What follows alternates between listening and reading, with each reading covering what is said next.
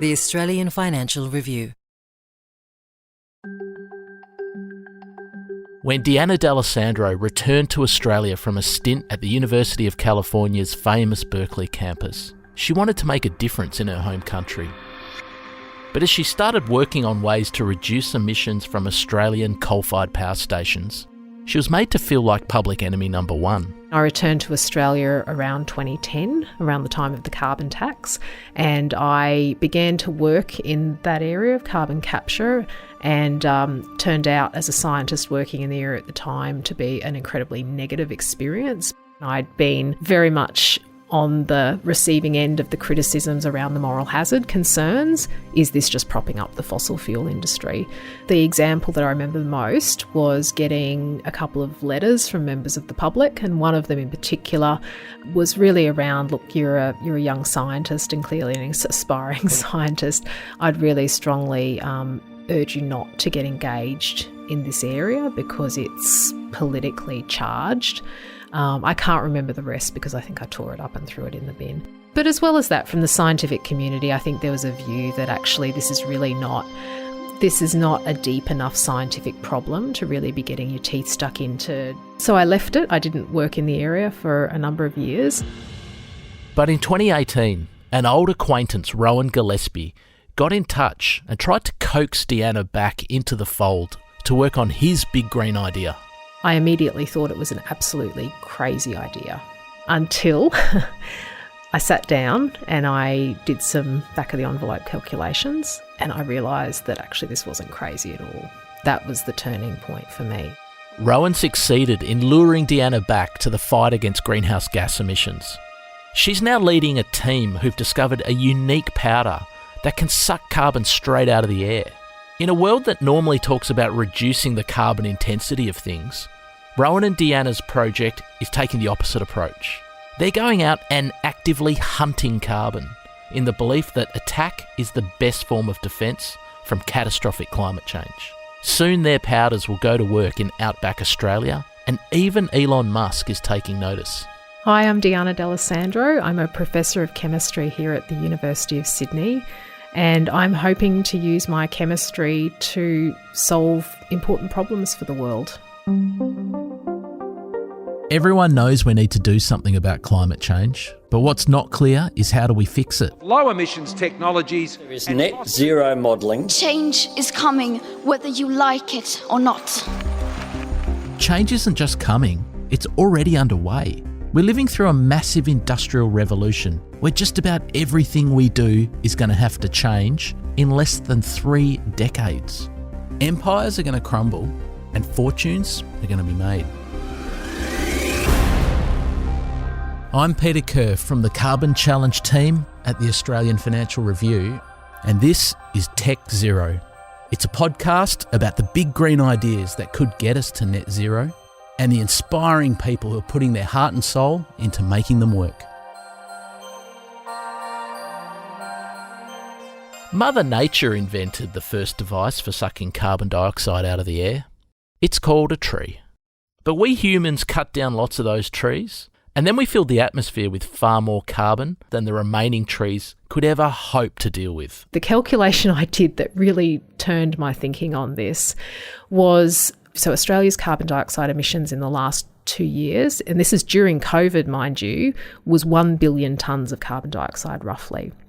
So if you were to use a land-based nature solution, so for example planting out trees or a forest, you would have to plant out the entire landmass of New South Wales to remove just 2 years of Australia's carbon dioxide emissions. And so it was then I realised, okay, so nature-based solutions, which is a very important part of this portfolio of solutions, is definitely one solution, but it is not going to solve the problem that we've got here. So in the past decade, mankind's got busy dreaming up new ways to suck carbon dioxide out of the air. It's an embryonic industry known as direct air capture, or DAC for short. Quite a few different methods have been tried, and the most advanced projects have popped up in Iceland and Canada. That looks like a Nissan Leaf over there. There's one big dilemma that has faced all of those who've tried to make a direct air capture project work in the past. Australia's former chief scientist Alan Finkel explained it to us earlier this year in our first season of Tech Zero, while he was taking us for a spin in his electric vehicle. The challenge with getting carbon dioxide out of the atmosphere at low cost is there's not a lot of carbon dioxide in the atmosphere. Most people think there's a lot because it's a problem. But if you want to extract carbon dioxide from the atmosphere, you need fans to bring air to your collection membranes. And those fans need a lot of electricity because air has mass. You have to bring 2,500 molecules of air to your membrane in order to bring along one carbon dioxide. So 2,499 are there for the free ride, but they required energy to bring them to the membrane in the first place. So it's not easy.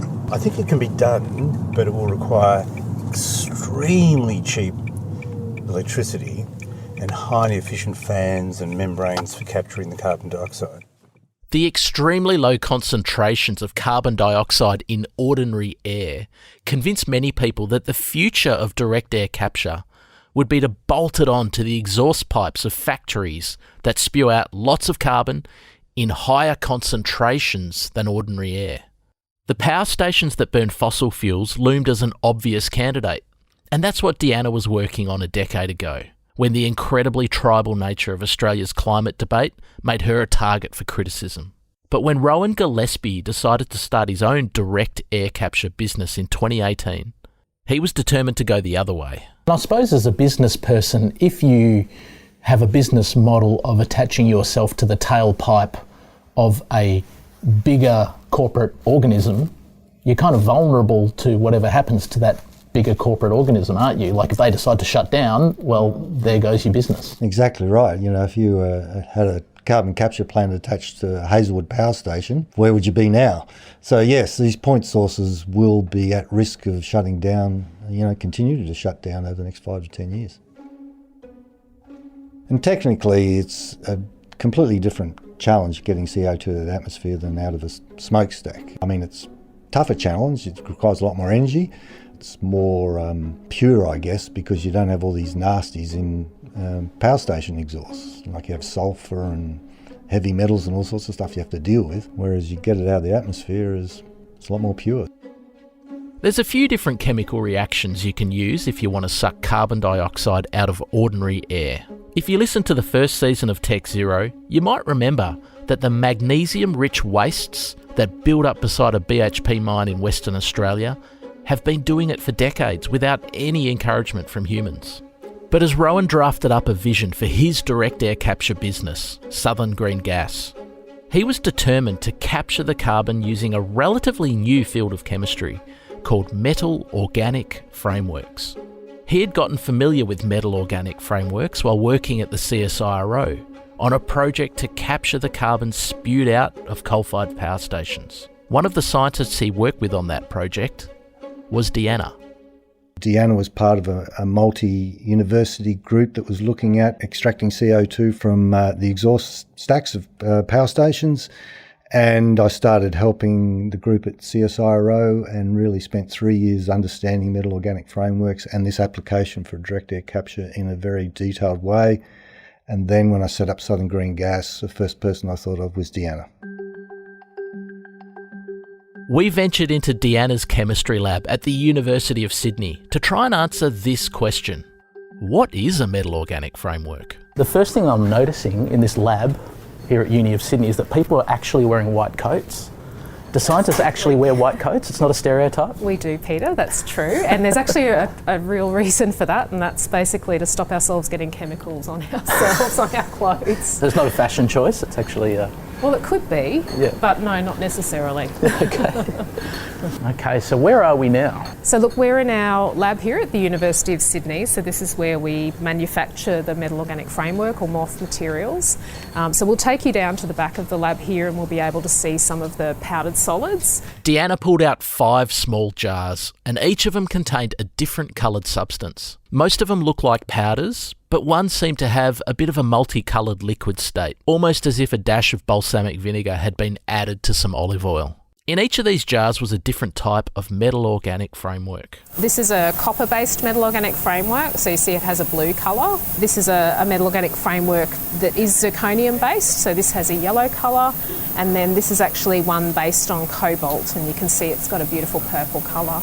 And then one here that's not terribly interesting, it's a white colour. So anyway, the moral of the story is you've got the whole rainbow available to you. And this is why I'm a chemist, because it is a very beautiful subject. Don't worry, we're not going to turn this podcast into a hardcore chemistry class. But in a nutshell, a metal organic framework is a man-made substance built at atomic level by a scientist who has the creative freedom to include whichever element they want from the periodic table. Now, as you listen to Deanna explain it better, just be aware that she sometimes calls them MOFs, as an abbreviation for Metal Organic Framework. This is why it's kind of taken the chemistry world by storm, because we as materials chemists can design these materials, design right down to the atom, and if you change one atom in these materials, it will change the properties of the materials. So we can design that, and therefore we can design the properties of these materials to suit particular applications. Think of a building, essentially like building a building, but as a chemist, we put atoms in place rather than putting walls and floors in place. There are currently over 80,000 known metal organic frameworks, and they've been produced really only in the last 2 decades. So it's quite a young research area, but it's only been relatively recently that they've actually been characterised, and we've actually learned as chemists how to design them and how to make them. Each of those 80,000 metal organic frameworks is made with a different recipe. And each has a different use. They don't all absorb carbon, but what most of them do have in common is they are exceptionally porous. A bit like a Swiss cheese, but one where the holes and cavities are identical in size and shape. So they're incredibly highly adsorbent. If you took a teaspoon of one of those powdered materials, it would have a surface area of the Sydney cricket ground. When Deanna's team of students set about creating a metal organic framework for Rowan's project, the conventional wisdom pointed them towards a particular recipe which acted a bit like a sieve at molecular level. You know, just like the sieves you might use when baking in your kitchen. The theory was that the big molecules you want to catch would be caught by the sieve, and the smaller ones you don't want would pass through. But there was just one problem with that conventional wisdom. You can read tens of papers and they will tell you that that's the way to do direct air capture with MOFs. It doesn't work. Doesn't work in Australian circumstances? No, it doesn't work generally? Full stop for direct air capture. It doesn't work because, as I said, anywhere in the field, anywhere that CO2 wants to go, water will go there first. You can't use that mechanism. So we went through a whole... if you don't laugh, you cry sometimes, right? That was actually a very significant turning point because we realised that what was known internationally and published internationally for the field of direct air capture was actually not going to cut it for the real world application, and actually we had to pivot pretty substantially. Once we did that, I think the shackles came off because we were actually much freer to design and play with the chemistry compared with staying quite focused on a particular mechanism. And so I actually think that was an extremely important pivot that we made. I'm not sure I'd call it a light bulb moment. It's been 3 years of hard slog, to be honest. Sometimes you have to be different to be better.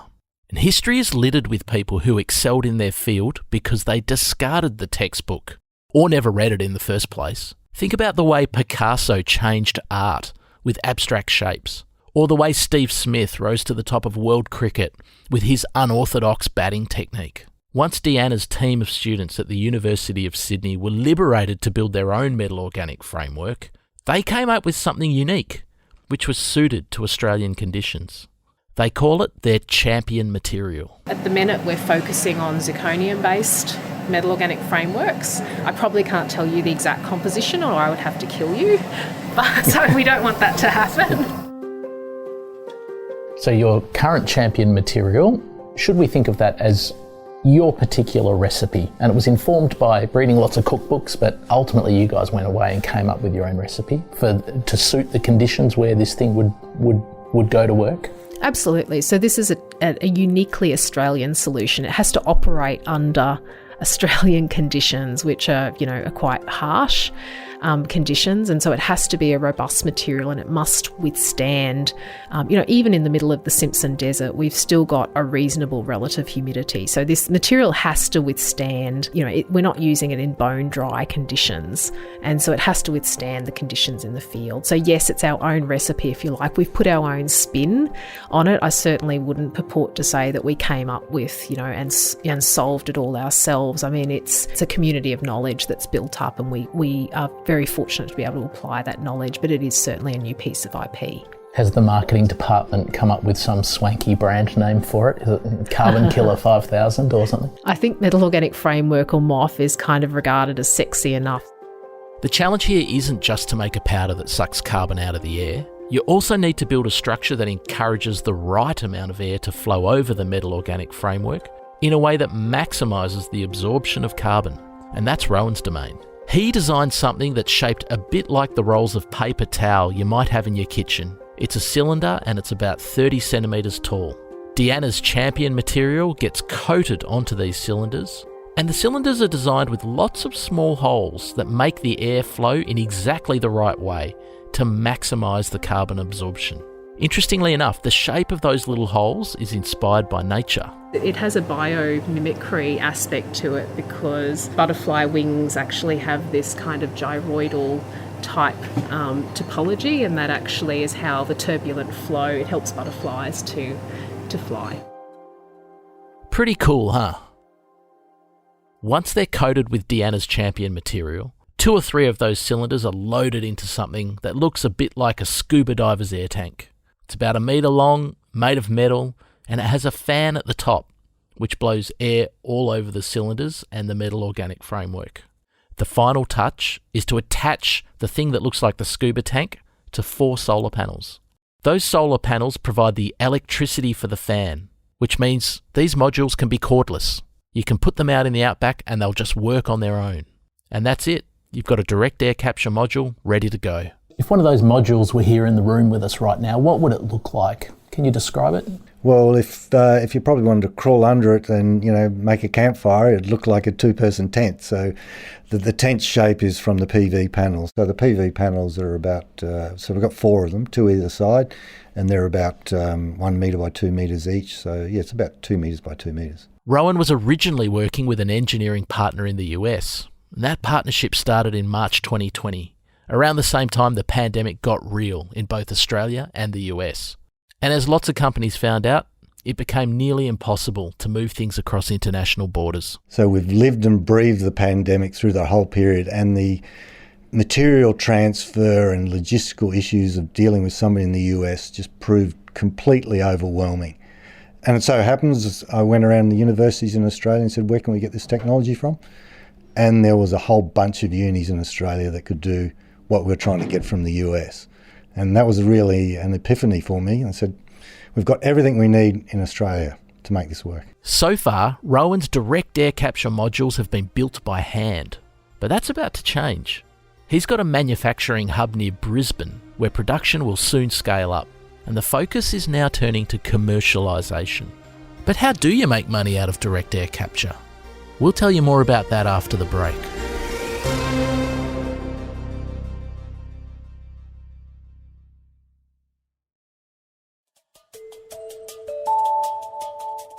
At this stage, it looks like there's going to be 2 ways to make money out of direct air capture. You either find someone who's willing to pay you to bury the carbon you've caught to help save the environment, or you turn the carbon you catch into a product someone needs. And when he started Southern Green Gas back in 2018, Rowan thought the latter was going to be the easiest way to make money. He thought he was going to have to capture carbon and turn it into fuels.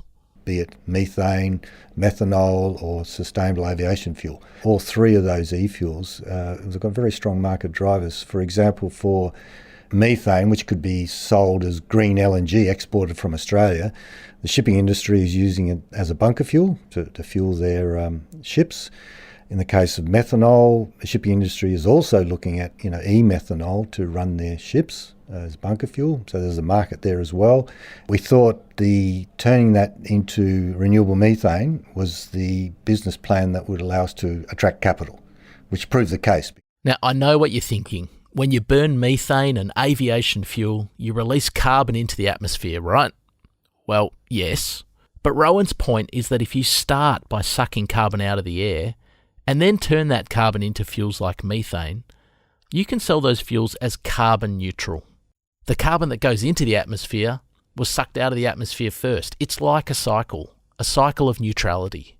And if those carbon neutral fuels start to displace the fuels we make the traditional way, where we dig coal, oil or gas up out of the ground, then we won't be adding any new carbon to the atmosphere, just carbon that was already there in the first place. Where we are heading as a society, at least I hope where we're heading, is that we will just continually recycle carbon dioxide and water vapour from the atmosphere and just reuse it, readmit it, and just once we've removed enough to stabilise the climate, thereafter we just continue to recycle CO2 and water vapour from the atmosphere, turn it into hydrogen and fuels. You can use CO2 from the atmosphere to make food, fuels, fibre, building materials. Basically everything on the planet is a mixture of carbon, hydrogen, oxygen and nitrogen. All the stuff you can get from the atmosphere. What volume of methane or aviation fuel could one of your modules make? So each of our e-fuel modules would be designed to make somewhere between, a half to 1.5 tonnes per year of e-fuels. So that becomes a reasonably substantial amount. Yes, it does. But what makes, of course, this work is, we need hundreds of thousands and millions of these modules deployed to actually make a difference. So that's where the manufacturing capacity comes in. We need to set up factories that can make, millions of these modules a year. The first modules will probably go into service at Wallumbilla in Queensland under a partnership with the gas pipeline company APA Group. Wallumbilla is one of the most important spots in the gas pipeline network that crisscrosses Australia's eastern states because it's close to the junction of several pipelines that go in different directions. That makes it an important place for the trading and pricing of gas. And Rowan's modules will be able to make carbon neutral methane and, in theory, put it straight into the gas pipeline network. So is it right that Wallumbilla in Queensland might be one of the first places that these modules actually get out and start doing their work? Yeah, so that's where we plan to put the demonstration unit for APA at Wallumbilla. They've got a major presence there. It's a major gas hub. In terms of really large-scale deployment, we'll probably go further west. So out past Roma and Mitchell, Quilpie, Windora, out all the way to the central Australia. And what would your modules do? They would take the carbon out of the air, and what would they do with it? So we would have many hundreds of thousands of these modules all aligned out on the project site, and we'd aggregate the CO2 from each module into a pipe, and have a common feeder pipe that would go to a central location, and that could either be next to an injection well where we compress it up to higher pressure and that would go down for permanent storage. Or we also have our e-fuels modules where we incorporate with the DAC machinery, the processing equipment, we also have an electrolyser that turns water into hydrogen and also a reactor that combines the CO2 with the hydrogen to create the e-fuel, be it methane, methanol or sustainable aviation fuel. So that could be produced also in these central Australian locations. In the case of methane, it would go through a gas pipeline. Methanol would be railed in rail cars, as would aviation fuel. At this stage, can you easily say what is the unit cost of the methane or the jet fuel you would make? I imagine that's hard because it would depend on how many modules you've got and economies of scale. Yes. Is there any sort of cost number you can put around this, or maybe the rough cost of making one of your modules, or is that commercial in confidence? Or? Oh, they're currently hand built, so the current cost is just ridiculously high because it's mostly engineering and of course chemistry costs involved. But with manufacturing volumes as low as 50,000 per annum, which in terms of the quantity of fuels it makes is just a drop in the ocean really in terms of the market, we think we can achieve a cost which is about twice fossil fuel costs. And if we go a step further and go to 500,000 modules per annum manufacturing capacity, we can think we can get cost parity with fossil fuels. A 15-hour vote-a-rama resulting in the biggest climate investment in US history. This bill is the biggest step forward on climate ever. But things are changing fast in carbon markets as governments and private markets start to push towards their net zero targets. US President Joe Biden's massive Inflation Reduction Act may also turbocharge the sector in North America by more than tripling the financial incentives for capturing carbon out of the air. Rowan is starting to see a commercial model in capturing and permanently storing carbon underground. And from the environment's point of view, that'll be the best case scenario because it will deliver a net reduction of carbon out of the atmosphere. It's only been quite recently where the carbon removals market has really come to the fore, when you had people like Facebook and Google, which are funding the purchase of carbon removal credits at very significant premiums to support companies such as ourselves to get down the cost curve. In the past year or two, the Australian government has put out low emissions technology statements, and it's listed some of the high priority technologies. And from memory, some of them are like low emission steel, or they are carbon capture and storage. I don't think direct air capture was listed as one of those. Should it be? Oh, absolutely, it should be. I think this is an education and awareness issue, and I do believe it is changing. We are finding that in the political sphere, in the academic sphere, people are becoming much more aware of direct air capture. We're seeing overseas developers come to Australia, seeing the opportunity. They live and breathe DAC. They recognise that it's a fundamental part of decarbonisation. So it is changing, but yes, it really needs to be raised significantly because we have the expertise in Australia to do this in Australia and to create a huge industry for Australia, not only supplying our own energy needs and carbon removal needs, but creating an export industry. They might have to fight for attention in Canberra, but Rowan and Deanna's direct air capture project has caught the attention of some powerful people abroad. We want to reward people who have done great work.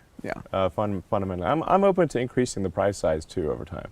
In late 2021, the billionaire chief executive and major shareholder of Tesla, Elon Musk, awarded them a grant of $250,000.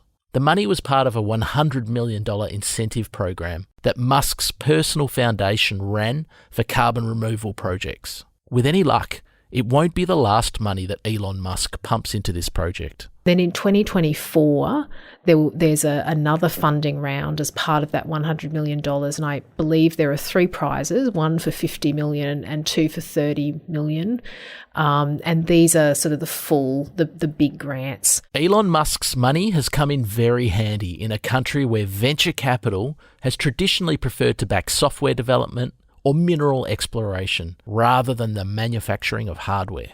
People who listen to this podcast might wonder how they can invest in either Southern Green Gas or direct air capture generally. How can they? We believe DAC would be, could be the next big thing in terms of what Australia should be focusing on. We actually think it should be a technology of national importance and talked in those terms. But we're actually toying with the idea of doing an equity crowd fundraise, which would give everyone an opportunity to put in $50 or whatever. So we potentially will look at that seriously over the next couple of months. Australia has a major opportunity to perform a material decarbonisation service for the planet, basically. We've built up an iron ore business that's number 1 in terms of supply globally. We've built up an LNG business, which is 1 or 2 in the world. Absolutely no reason why Australia couldn't be the decarbonisation leader in terms of carbon removals and e-fuels.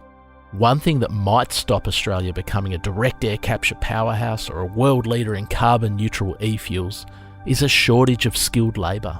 We don't have nearly enough engineers or chemists or scientists to deliver the carbon emissions reductions we are now legally bound to pursue since our emissions targets were legislated earlier this year. And as Deanna found out a decade ago, Australia also has a very polarised culture when it comes to carbon policy. How do you reflect back on that period around 2010 and the criticism you received? Do you feel like you were wrong to pursue that work, or do you feel like your critics were wrong to be so puritanical to not think there was value in reducing the emissions from a coal-fired power station? I think it is what it is. I mean, at the end of the day, politics has played out as it is, and the politics really has dictated the end result, which is an important one, which is that fossil fuels need to be discontinued. And so I think it is what it is. I think those experiences that we have through a scientific career, in a sense, that's our journey, as long as we learn from it, and I certainly learned a lot from it. And it has informed very heavily the work I'm doing now, because alongside the science and engineering, we work with a huge team across the University of Sydney on aspects like environmental justice and social acceptance. And I would not have had that lens on this problem of direct air capture had I not had those experiences a decade ago, because what it's meant was that within the first week of working with Southern Green Gas, alongside doing my back of the envelope calculations and actually convincing myself this was not an absolutely crazy idea, I had said to industry partners that it was absolutely critical that we think about how our technology lands in community. It's pretty sobering that a smart person like Deanna was almost lost from this field, because our culture here in Australia is so polarised and so tribal and so nasty when it comes to climate and energy. How many other smart people have we lost along the way? Because it's just not worth the hassle. Listening to Deanna, it's really clear that she doesn't want to make the people who continue working in the fossil fuel industry feel demonised or isolated for the job they do. In fact, she thinks they might be part of the solution. And as much as we might like to leave fossil fuels, in this decade and leave it once and for all, I think it's really important that we actually carry some of those skill sets forward, because we need that knowledge of geosequestration, the knowledge from the fossil fuel industry to carry this new industry forward in Australia. Those skill sets are enormously valuable, and it's important that we harness them and think about how to put them to good use in these new industries like direct air capture. So it's certainly not throwing the baby out with the bathwater, so to speak. It's definitely taking care of those skills and making sure the skills that are important are passed on. Thanks for listening to Tech Zero. Join us next week when we talk to the PhD dropout who has solved the puzzle that has baffled the solar power industry for decades. If you like the show and you'd like to hear more, follow us on Spotify, Apple, or wherever you get your podcasts. And consider giving us a review or a rating, as it helps others to find us. This podcast was hosted and written by me, Peter Kerr, produced and edited by Lap Fan, technical production by Cormac Lally and Rob Fletcher. This podcast was executively produced by Fiona Buffini. At the Australian Financial Review, we investigate the big stories about markets, business and power. You can subscribe to the Financial Review at afr.com/subscribe. If you want to get in touch with us at Tech Zero, you can email us at techzero@afr.com. Tech Zero is part of the Financial Review's Carbon Challenge franchise.